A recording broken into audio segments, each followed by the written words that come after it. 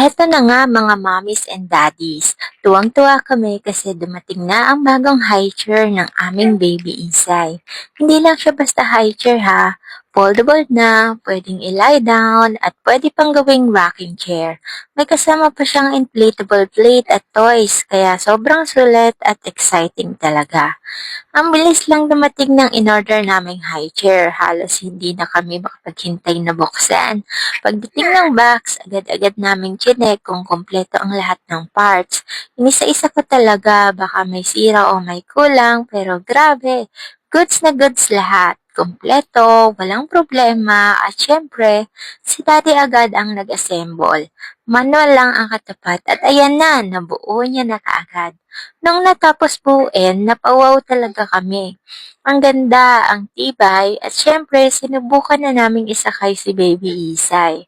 Grabe, kitang-kita ang excitement niya. Yung mata niya kumikislap, yung ngiti niya hindi matanggal, nakakatuwa kasi parang alam niya na para talaga sa kanya yung upuan na to. Kami naman, sobrang happy kasi nung panahon namin, wala pa kaming ganitong klaseng gamit. Mga mi, eto na ang mga pictures na sobrang nagustuhan namin. Foldable, kung maliit lang ang space sa bahay, swak na swak, madaling i-fold at i-store. Lie down mode, pwede siyang gawing parang mini bed para kay baby kapag gusto niya mag-relax o matulog. May wheels with lock, dali lang ilipat kahit saan sa bahay at pwede mo ring i-lock para steady.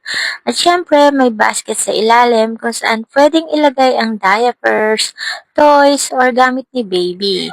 Ang convenient, diba? Pero hindi pa tapos. May kasama po tong inflatable plate na perfect pagkakain na si baby. Pwede mong tanggalin at hugasan, kaya very hygienic. Meron din seatbelt kaya hindi ka kabado. Sobrang secured si baby habang nakaupo. At eto pa, pwede rin siyang gawing rocking chair. Nung sinubukan namin, aba parang mini roller coaster. Tuwang-tuwa si Isay at kita mo sa mukha niya yung happiness. Para siyang naglalaro habang nakaupo. Ang ganda din kasi habang may ginagawa ako, pwede ko siyang ipaupo dito at bantayan kahit busy ako. Very safe at comfortable siya, kaya hindi ako nag-aalala. At syempre, perfect timing kasi 6 months na si Isay at ready na siya for solid foods. Kaya ang laking tulong talaga nitong high chair para sa feeding journey namin.